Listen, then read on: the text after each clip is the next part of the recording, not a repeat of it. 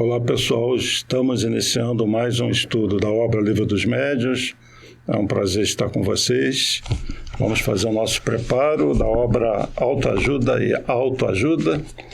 Também são mensagens de Francisco Cipriano e Irmã Germana, pela psicografia de Celi Durão. A mensagem é o toque. Hoje quero lhes falar sobre o toque. O sol irradia a luz que toca a natureza e nos permite ver as cores, a beleza das formas, amadurece os frutos. É o nosso astro-rei. Devemos agradecer pela luz, pelo calor, pela beleza do sol. Deus nos proporciona todos os momentos de alegria, provendo-nos com sensibilidade para apreciarmos tudo o que nos rodeia. Deus nos proporcionou também a sensibilidade para nos tocarmos diante do sofrimento do nosso próximo. O pior sentimento no ser humano é o egoísmo. O egoísmo gera a prepotência. Somente o amor puro, pode dissipar quaisquer resquícios do egoísmo. Todos que aqui estão vieram buscar, ouvir as palavras da espiritualidade, não com o intuito de curiosidade, mas sim com desejo de aprendizado e certamente estão recebendo. A luz que aqui se irradia faz com que tudo seja tocado, permitindo que vejam e sintam o significado verdadeiro de suas vidas. Nosso bom Francisco foi tocado pelo sentimento de fraternidade. Tão apregoado pelo Mestre Jesus, foi tocado pela energia da natureza, sensibilizou-se com os horrores da guerra, comoveu-se com a pobreza, com os irmãozinhos doentes e deu-lhes a mão. O toque de suas mãos abrandou sofrimentos, o toque de suas palavras e o vigor de seu pensamento contagiou sua geração e é presente até hoje. Sua missão foi divulgar o amor em todas as suas formas. Sua vida foi o exemplo para outros tantos que se dedicam à caridade. Hoje, aqui reunidos, estão sendo beneficiados e assistidos por seus guias espirituais, aproximados por este ambiente tão desanuviado. Agradecemos a sua presença, pois necessitamos nos comunicar e levar a todos um alívio para suas dores físicas e espirituais. Fiquem em paz, sejam felizes. O estado de felicidade evita problemas e impede que irmãozinhos sofredores se aproximem. Que a luz de nossos mestres protetores os toque hoje e sempre. Então vamos unir nossos pensamentos na prece, elevando o pensamento a Deus, ao nosso querido Jesus, pedindo licença para iniciar mais um estudo, que abençoe a todos que nos assistem, seus lares, seus entes queridos, que Jesus nos guie, continue nos guiando no sentido da luz, da nossa mudança íntima, pelo amor, pelo conhecimento, e que possamos colaborar nessa fase de transição para que o planeta tenha alguns pontinhos de luz, focos de luz no meio de tantas dores, e que a mediunidade bem empregada seja um alívio para os irmãos encarnados e desencarnados. Que Jesus continue conosco, graças a Deus. Então, pessoal, hoje nós vamos dar continuidade ao estudo do Livro dos Médiuns, só que estamos praticamente terminando o Livro dos Médiuns. Provavelmente teremos esse estudo de hoje, mais um próximo e encerramos o livro, tá bem?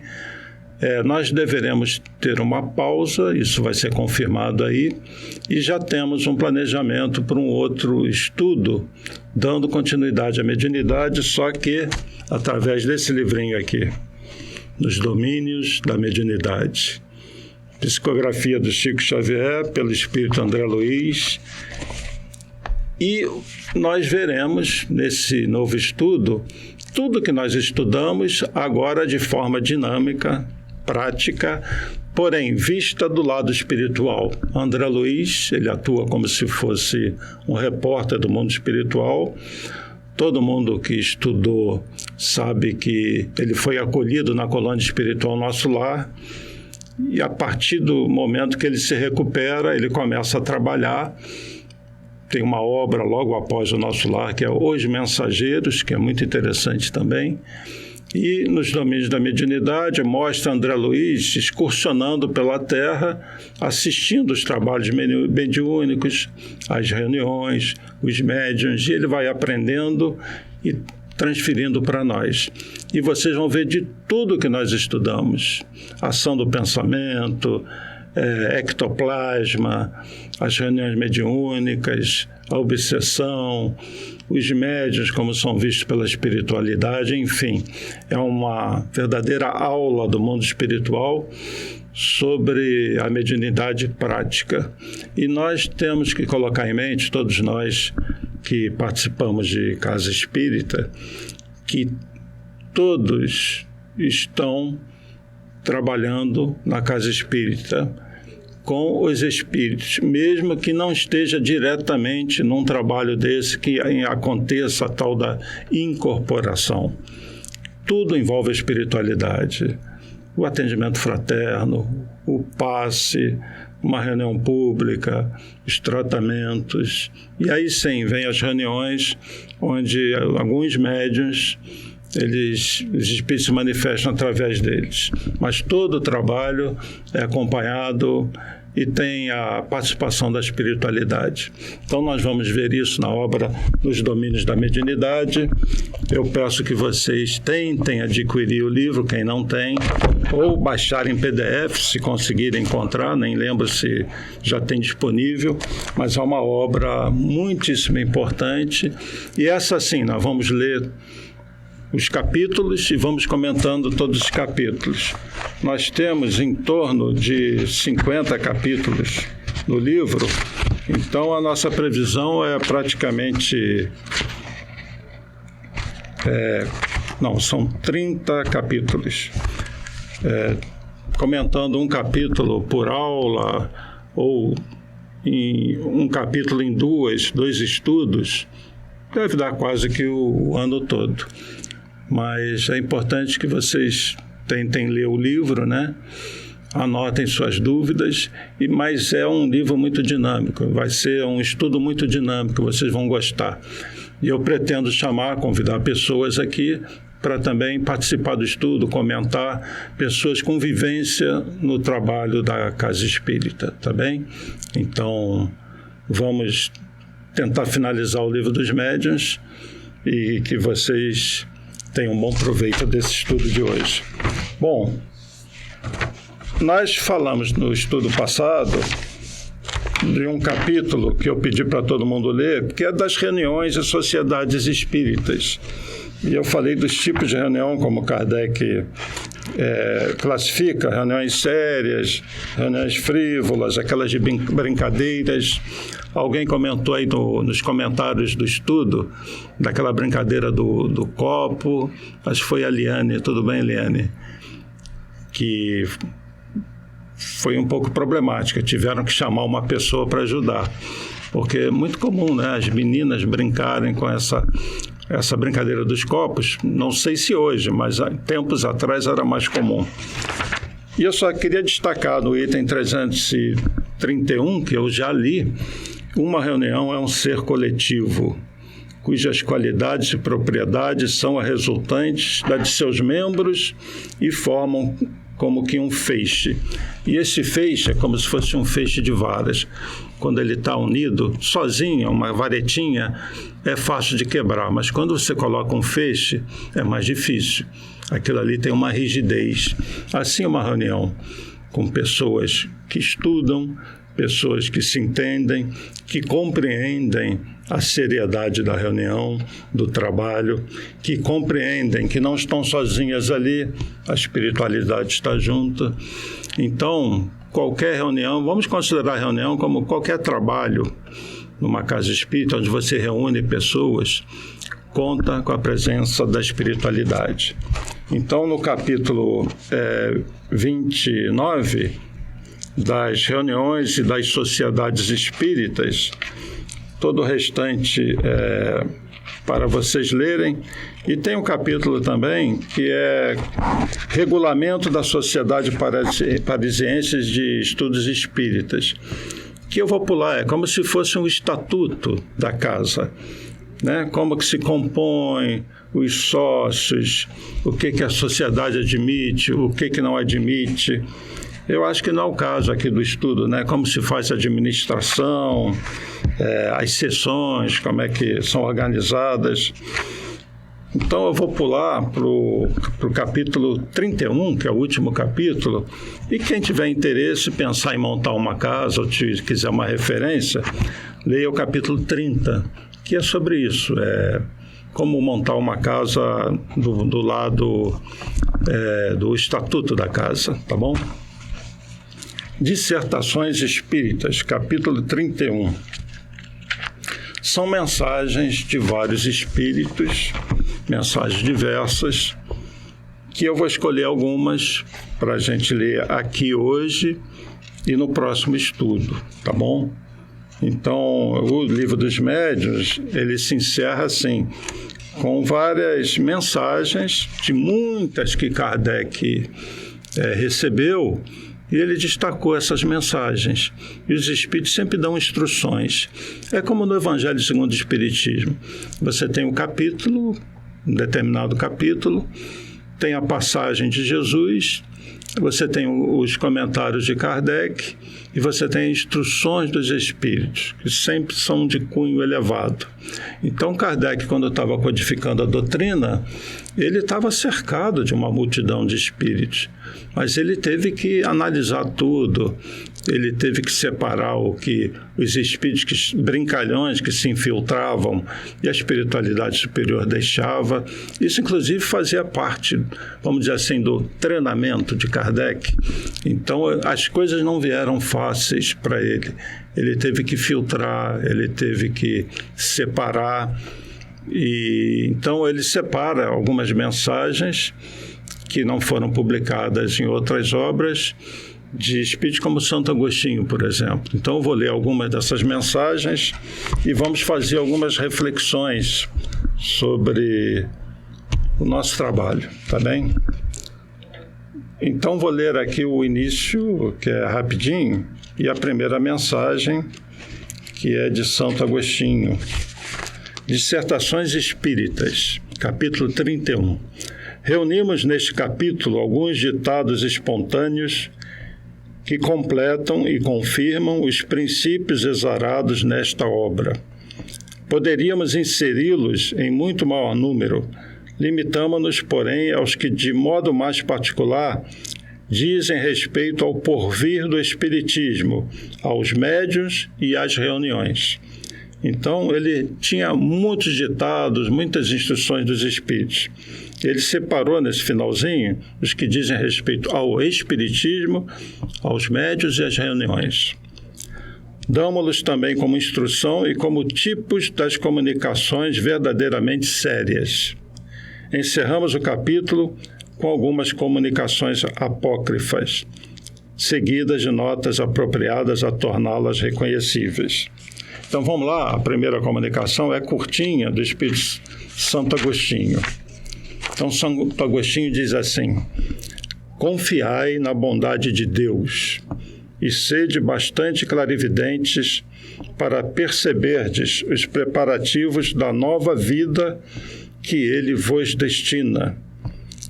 Não vos será dado, é certo, gozá-la nesta existência, porém, não sereis ditosos se não tornardes a viver neste globo, por poderdes considerar do alto que a obra que houverdes começado se desenvolve sob as vossas vistas. Coraçai-vos de fé firme e inabalável contra os obstáculos, que, ao que parece, hão de levantar-se contra o edifício cujos fundamentos pondes. São sólidas as bases em que ele se assenta. A primeira pedra colocou ao Cristo. Coragem, pois, arquitetos do Divino Mestre. Trabalhai, construí, Deus vos coroará a obra. Mas lembrai-vos bem de que o Cristo renega, como seu discípulo, todo aquele que só nos lábios tem a caridade.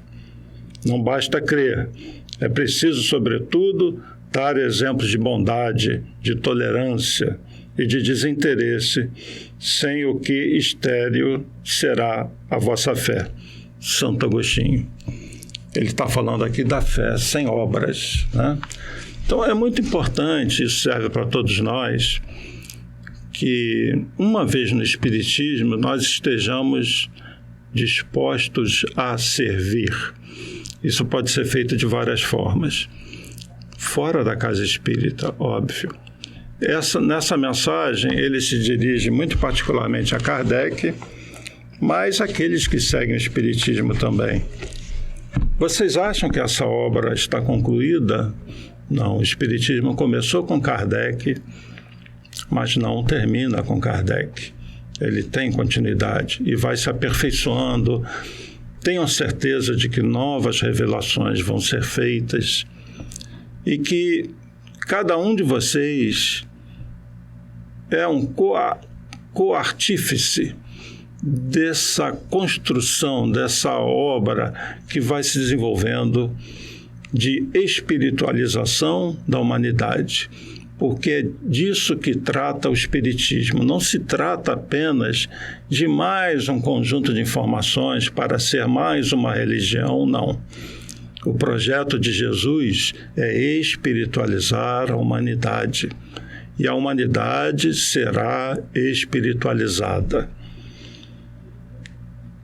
Não se trata de toda a humanidade virar espírita, é diferente, é se espiritualizar, é ter o conhecimento da vida espiritual, é reconhecer a reencarnação como uma lei natural, uma lei da natureza, e a lei do progresso. É óbvio que com eventos que vão acontecer, espíritos que vão encarnar ainda, e que vão conduzir a humanidade para esse conhecimento, é óbvio que as pessoas vão perceber o seguinte: puxa vida, tudo isso estava descrito já em obras daquele francês, Hippolyte Léon Denis Rivail, o Allan Kardec. E muitas pessoas, obviamente, vão se voltar para isso. Eu estava conversando com um grupo de amigos sobre como que a espiritualidade pode fazer para que toda a humanidade se volte para as coisas espirituais. E aí você pode pensar em sinais, né? Coisas assim externas, mas e se dentro de cada família for planejada a encarnação de uma pessoa com uma mediunidade muito intensiva? Imaginem o mundo todo em que todos os lares existam médiuns recebendo comunicações dos espíritos. Qual o efeito que vocês acham que isso teria? Então, a espiritualidade tem muitas maneiras de intervir e de fazer com que aconteça esse processo de espiritualização. E nós que estamos na doutrina espírita temos que realmente nos espiritualizarmos. Mas não basta crer, não basta ter fé. Essa fé tem que ser ativa em favor de todos aqueles que nos cercam, tá? E falando de fé, é importante ter fé. E eu queria, nesses estudos finais, aí, esses dois estudos do Livro dos Médiuns, deixar algumas mensagenzinhas de Jesus para vocês. Todos nós, embora a fé sem obras seja uma fé, né, fé morta, como já se disse, a fé é fundamental. Então, Jesus, quando veio à Terra, ele teve testemunhos de fé. Jesus estava sendo conhecido. Muitos não deram atenção para ele. E há um caso muito bonito de uma mulher caída. Ela tinha o que se chama fluxo de sangue, uma hemorragia, né? E aquilo já durava anos. E Jesus está passando com os seus discípulos e ela toca nas vestes de Jesus. Jesus estanca, para, quem me tocou? Né? E os discípulos, aquelas pessoas juntas, a pessoa está preocupada, uma multidão preocupada com quem me tocou. E Jesus se volta para aquela mulher e diz para ela que a fé dela a curou. Então, ter fé é fundamental. Uma pessoa doente tem que ter fé. Acreditar na espiritualidade, acreditar em Deus, mas acreditar na sua força também. Força mental, a vontade de ficar bom. Não ceder à dor, aos pensamentos negativos. E nós, espíritas, como Kardec também enfrentou muitas dificuldades, nós enfrentamos também. Até mesmo no aspecto religioso, quando as pessoas não entendem, não sabem o que é o espiritismo. E todos vocês têm essa missão de, dentro do possível, divulgar o espiritismo e mostrar a sua fé, exemplificar a sua fé nos momentos de dor, principalmente. Então vamos assistir esse vídeo, ele é um vídeo curtinho, de menos de 2 minutos, de Jesus com a mulher com fluxo de sangue, que foi curada pela fé. Assistam o vídeo e a gente volta já já.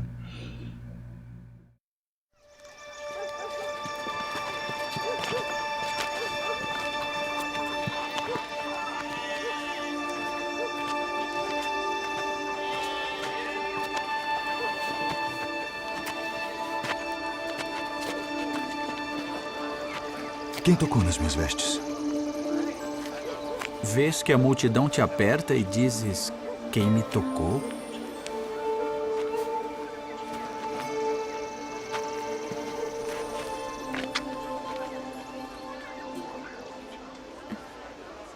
Mestre, tenho sofrido de fluxo de sangue por 12 anos. E sabia que se pudesse apenas tocar tuas vestes, eu seria curada. Filha,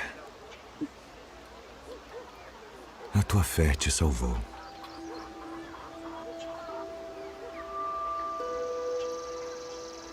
Vá em paz e ser curada deste teu mal.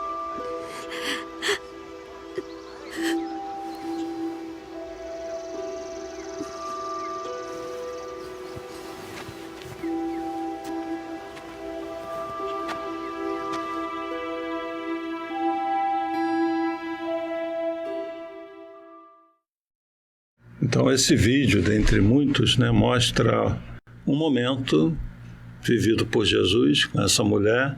E reparem bem, ela disse que ela tinha certeza que se apenas tocasse as vestes de Jesus, que ela seria curada. E ali teve um fluxo diferente de energia dessa vez, uma energia de cura. Jesus tinha tem um magnetismo poderoso, potente. E nos dias de hoje, Jesus, ele é ausente fisicamente. Isso impede que curas sejam feitas? Não. As curas acontecem no mundo inteiro, em diversos lugares, em diversos templos.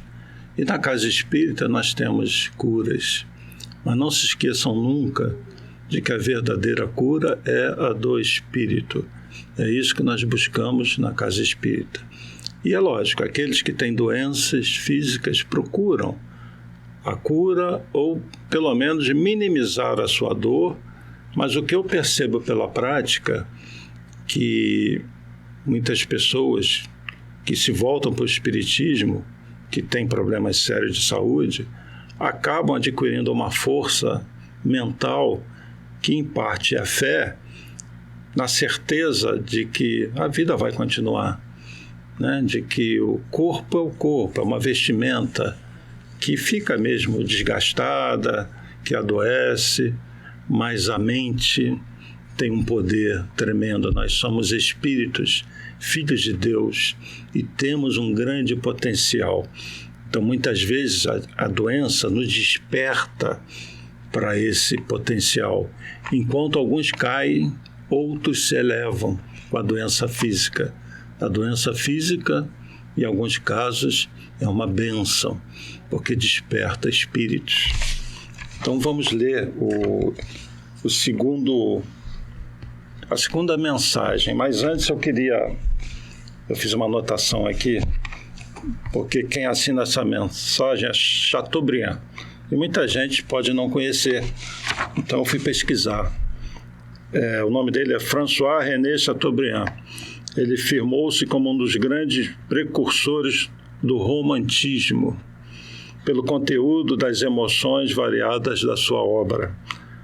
Nessa mensagem, com certeza, ele estaria a pensar nas próprias reformas que ele ia presenciar e viver durante a sua vida física, né?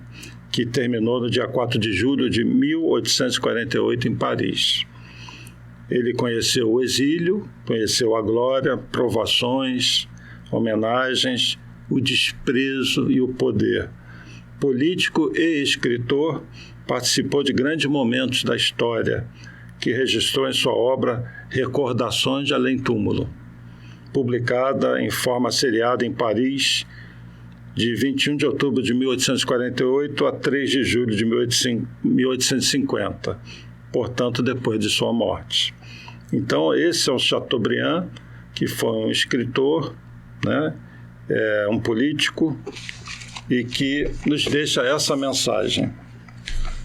O próprio Cristo preside aos trabalhos de toda sorte que se acham em via de execução, para vos abrirem a era de renovação e de aperfeiçoamento que os vossos guias espirituais vos predizem. Muito importante isso que ele está dizendo aqui, né? Quer dizer, a gente sabe disso, que Jesus preside todo esse trabalho de transformação da Terra. Nesses fim dos tempos, nós estamos sofrendo uma intervenção espiritual, desde a Revolução Francesa. E o planejamento de encarnação em massas de espíritos com certas características, alguns deles com a última oportunidade de encarnação, fez com que nós tivéssemos muitos choques, muitos conflitos, desde a Revolução Francesa até hoje. Mas também um sopro de renovação. A vida da Terra vinha num marasmo e naquela mesmice da violência, e esse ápice da violência é que vai ser o grande toque final para a separação dos muito violentos, daqueles que, se encarnar de novo, vão repetir a sua violência. Então, é o toque final para separar esses muito violentos daqueles já propensos a uma vida mais elevada, a uma vida onde o amor prevaleça, onde novas revelações vão ser feitas e, vamos dizer, uma vida mais feliz. Se com efeito, afora as manifestações espíritas, lançardes os olhos sobre os acontecimentos contemporâneos, reconhecereis, sem hesitação, os sinais precursores, que vos provarão de maneira irrefragável serem chegados os tempos preditos, o fim dos tempos, os tempos de mudança, da grande transição. Estabelecem-se comunicações entre todos os povos. Derribadas as barreiras materiais, os obstáculos morais que se lhes opõem à união, os preconceitos políticos e religiosos rapidamente se apagarão e o reinado da fraternidade se implantará, afinal, de forma sólida e durável. Isso ainda parece difícil de acontecer para nós, né? União, os obstáculos morais, políticos, mas podem ter certeza, isso já está acontecendo e cada vez mais nós temos uma massa de pessoas voltadas ao bem. Mas sabe aquela história de que o mal é barulhento e o bem é mais tranquilo? O bem não grita como o mal faz, e o bem também não é notícia, porque a notícia é o quê? O crime, a traição, a corrupção, né? Tudo que choca. O bem não é notícia, mas o bem está avançando. Observai que já os próprios soberanos, impelidos por invisível mão, tomam coisa para vós inaudita, a iniciativa das reformas. E as reformas, quando partem de cima e espontaneamente, são muito mais rápidas e duráveis do que as que partem de baixo e são arrancadas pela força. Eu pressentira, malgrado a prejuízos de infância e de educação, malgrado ao culto da lembrança, a época atual. Sou feliz por isso e mais feliz ainda por vos vir dizer: irmãos, coragem, trabalhai por vós e pelo futuro dos vossos. Trabalhai, sobretudo, por vos melhorardes pessoalmente e gozareis, na vossa primeira existência, de uma aventura de que tão difícil vos é fazer ideia, quanto a mim vou lá fazer compreender. Então a mensagem já sobre trabalhem, né? Vocês não sabem o que aguarda vocês quando vocês ultrapassarem essa barreira em que eram resistentes ao amor. E provem o seu amor trabalhando pelo próximo, estendam a mão ao próximo. Não se restringam a uma busca de uma felicidade íntima. Quem vê os outros como irmãos, quer a felicidade dos seus irmãos, como se fossem filhos também. Você não pode avançar para uma condição de mais felicidade tendo um filho sofrendo na dor. Você vai querer arrastar esse filho. E esse é o momento que nós estamos vivendo. De nós que já vivenciamos o bem, de certa forma, sendo imperfeitos ainda, temos que ter humildade, nós já podemos influenciar positivamente na vida de pessoas sem fé, sem forças, caídas, que nós precisamos de mecanismos para nos unirmos à espiritualidade superior, nesses trabalhos de resgate de espíritos que estão enfraquecidos e que precisam levantar, precisam acordar para essa realidade espiritual. A outra mensagem é também de uma pessoa conhecida na França, Jean-Jacques Rousseau. Eu vou ler aqui um pouquinho sobre o Jacques Rousseau. Filósofo, teórico político, escritor e compositor. Ele foi muito importante. É considerado um dos principais filósofos do iluminismo e um precursor do romantismo. Sua filosofia política, de fato, influenciou o iluminismo por toda a Europa, assim como também aspectos da Revolução Francesa. Ele foi um dos inspiradores da Revolução Francesa e desse século das luzes, né? O iluminismo, de ideias novas. E também influenciou o desenvolvimento moderno da economia, da política e do pensamento educacional. Rousseau defendia a primazia da emoção e afirmava que a civilização havia afastado o ser humano da felicidade. E ele influenciou também Pestalozzi, né, que assimilou o pensamento de Rousseau. E Kardec era da escola de Pestalozzi, era um discípulo de Pestalozzi. Então, de certa forma, Rousseau acabou afetando também o pensamento do próprio Kardec, né? Então, veja a importância desse espírito, né? Onde estará ele hoje?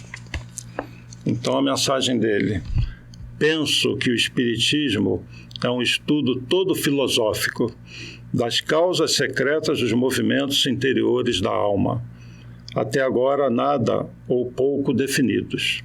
Explica, mais do que desvenda, horizontes novos, e a reencarnação e as provas sofridas antes de atingir o espírito a meta suprema não são revelações, porém uma confirmação importante. Tocam-se ao vivo as verdades que por esse meio são postas em foco. Digo intencionalmente meio, porquanto, a meu ver, o espiritismo é uma alavanca que afasta as barreiras da cegueira espiritual. Está toda por criar-se a preocupação das questões morais. Discute-se a política que agita os interesses gerais. Discutem-se os interesses particulares. O ataque ou a defesa das personalidades apaixonam. Os sistemas têm seus partidários e seus detratores. Entretanto, as verdades morais, as que são o pão da alma, o pão de vida, ficam abandonadas sob o pó que os séculos hão acumulado. Aos olhos das multidões, todos os aperfeiçoamentos são úteis, exceto da alma. Sua educação, sua elevação não passam de quimeras próprias, quando muito, para ocupar os lazeres dos padres, dos poetas, das mulheres, quer como moda, quer como ensino. Ressuscitando o espiritualismo restituirá à sociedade o surto que a uns dará a dignidade interior, a outros a resignação, a todos a necessidade de se elevarem para o ente supremo, olvidado e desconhecido pelas suas ingratas criaturas. Então, Rousseau está fazendo uma crítica e constatando uma realidade. É como se falasse assim num linguajar moderno. Tem muita gente que vive como um robô na sociedade. Não se deram conta do que estão fazendo aqui. Não despertaram. Então, o Espiritismo vem dar uma balançada nos seres, tirar daquela inércia e fazer com que as criaturas se voltem para uma força superior, suprema, o próprio Deus. E o Espiritismo tem esse papel, que no Brasil ele consegue já, no seio da nossa população, mesmo entre aqueles que não o seguem, reconhecem a questão da caridade, principalmente, que o espírita tem que bater nessa tecla sempre. Nós não estamos vivendo uma nova religião, nós estamos vivendo aquilo que Jesus ensinou, ou pelo menos estamos nos esforçando para isso. E quando a casa espírita se volta para a caridade, quantas pessoas ela recebe com dores extremas, pessoas de todas as crenças, pessoas às vezes até com uma crença muito vacilante. E o Espiritismo acolhe, o Espiritismo dá o pão da vida, o Espiritismo desperta a visão espiritual, o Espiritismo consola aquele que perdeu seu ente querido, o Espiritismo vai às ruas para as pessoas que estão caídas, levar uma sopa, levar uma palavra. E a caridade, ela tem um efeito de pessoas que têm a sua fé muito vacilante, ou que não conhecem o Espiritismo. Essas pessoas se surpreendem quando entram nesse mundo da caridade, nesse mundo do amor. O exemplo arrasta. Por mais que nós estudemos, o que faz uma pessoa se modificar é o exemplo. Então, na Casa Espírita, nós temos que exemplificar o amor, temos que exemplificar a caridade. Nós sabemos que, do ponto de vista espiritual, sem esse amor desenvolvido, não só para a sua transformação, porque é preciso se amar, mas também amar o próximo, colocar o amor em movimento, que é isso aqui, movimento de amor ao próximo, que é a caridade. Sem isso a gente não se eleva. E um dos exemplos de caridade, de amor, de trabalho do Cristo foi Chico Xavier. Ele é de uma importância não para o Espiritismo, para o mundo. Chico Xavier ainda vai ser reconhecido no mundo inteiro, num futuro muito próximo, como um grande nome da humanidade, ao lado de Sócrates, ao lado de Gandhi, ao lado, talvez, de outros que vão fazer com que o Espiritismo se torne uma crença mundial. É aquela história, de Leon Denis. O Espiritismo não é a religião do futuro, mas é o futuro das religiões. Então, o Chico Xavier, com o amor dele, a caridade, modificou muita gente. Então, eu vou passar um filme que é o seguinte. Aquele filme, Chico Xavier, o personagem principal foi o Nelson Xavier, dentre outros. E o Nelson Xavier não sabia nada de espiritismo. Então, ele teve, antes de começar a gravar a primeira cena do filme, ele foi a Minas para conhecer aquele mundo do Chico Xavier. E aquilo mudou a vida dele. Balançou ele completamente por dentro. Ele já desencarnou e com certeza está agradecendo a Deus até hoje por ter conhecido o Espiritismo. Então assistam como o exemplo arrasta. Assistam como a constatação do amor em prática por pessoas que são abnegadas no trabalho do bem pode mudar um coração humano. Eu deixo com vocês, então, uma entrevista do Nelson Xavier antes dele começar a gravar o filme Chico Xavier. E percebam a emoção dele, como ele ficou sensibilizado. Isso nós podemos fazer com as pessoas que nos cercam. Assistam esse vídeo, então, e voltamos já já.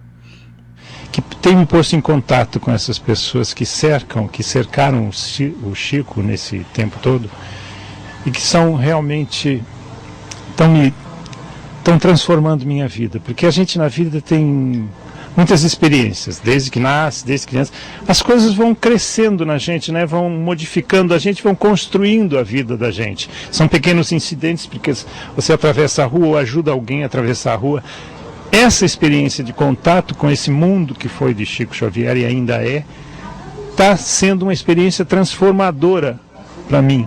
Não é um personagem qualquer, é uma experiência nova, porque está me modificando mesmo, revelando coisas que eu até agora meio ignorava ou desprezava ou não queria conhecer. Chico Xavier é uma personalidade santa. Então eu tenho que me preparar muito para estar apto e merecer ter sido escolhido para fazê-lo. O convite foi feito em novembro. Há alguma previsão de quando deve começar a rodar as primeiras cenas? A previsão é início de junho, fim de maio, início de junho. Naturalmente a gente vem cá antes para preparar um pouco a coisa, mas... E esses primeiros dias aqui em Pedro Leopoldo, para onde eu vou amanhã, vão servindo para eu me informar, né, objetivamente do que ele foi. Quer dizer, no conjunto, no todo eu já sei, já sinto, porque todo dia eu me emociono muito com tudo que eu sei dele. Estou me emocionando agora também. É um filme que precisa ser feito. É só isso que eu sei dizer. E que as pessoas que trabalham com ele são pessoas que vivem para a caridade. É um mundo que a gente não está habituado a viver todo dia. São pessoas que dedicam mesmo. Olha, eu não sou uma pessoa crente, mas eu acredito em Jesus Cristo. Jesus Cristo, há 2000 anos, disse que para nós nos amarmos uns aos outros como a nós mesmos. Essa bandeira que esse homem levantou há 2000 anos e que a humanidade toda tenta cumprir, mas com dificuldade. Essas pessoas que eu conheci esses dias fazem isso da vida delas. Quer dizer, cumprem esse mandamento. É uma coisa muito, muito forte. Eu espero estar à altura para desempenhar esse personagem. Então, depoimento bonito, né? De como ele ficou sensibilizado. E pensem o seguinte: nós somos imperfeitos, todos os trabalhadores da Casa Espírita somos imperfeitos. Mas quantos de vocês, fora da Casa Espírita mesmo, já não atenderam um amigo, uma pessoa que está em sofrimento, em dor, que perdeu um ente querido, que está doente? Esse gesto, quando feito de amor, de verdade, quando você se coloca no lugar do outro, estende a mão, aquela pessoa sente isso. Não é só a ajuda daquele momento. E aquela pessoa cria uma imagem. E se você faz isso o tempo todo, se você vive a sua vida normalmente, você tem a sua profissão, sua vida normal, mas se você faz disso também um objetivo de vida, pode ter certeza que isso sensibiliza as pessoas. E nós precisamos fazer isso, sensibilizar as pessoas pelo bem que nós estamos sempre dispostos a praticar, né? Pelo amor que nós damos às pessoas. Porque todos nós somos muito ajudados também. Então, esse exemplo do Chico Xavier, que é totalmente fora de escala, né? Chico Xavier, como ele falou, é uma personalidade santa. Se existe realmente alguém santo, foi o Chico Xavier, né? Dentre tantos outros. Então, que essa disposição de servir, não só na casa espírita, mas em todo momento da nossa vida, que isso realmente faça parte, não como algo que você tem que fazer obrigatoriamente, mas vamos procurar aproveitar todas as oportunidades que nós tivemos de ajudar alguém.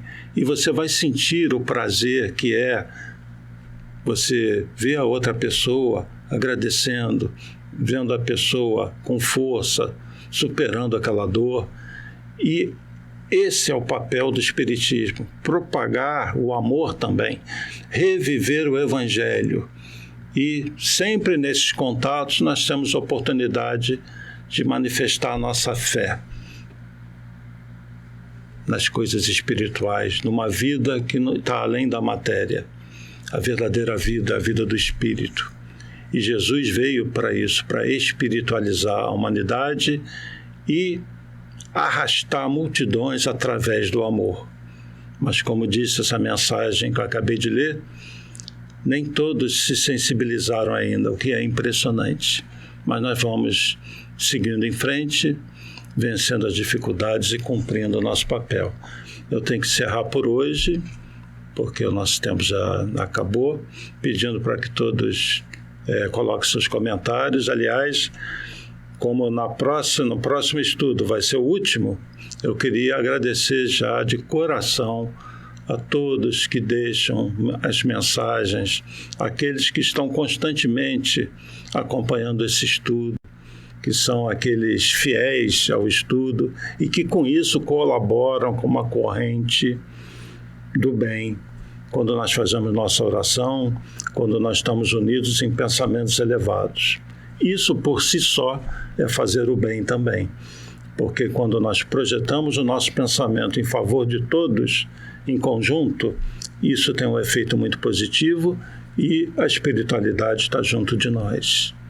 Então, que nós sejamos aqueles que vão se transformar pelo amor e que possamos, dentro das nossas possibilidades, arrastarmos irmãos nossos pelo exemplo, sensibilizando-os pelo amor.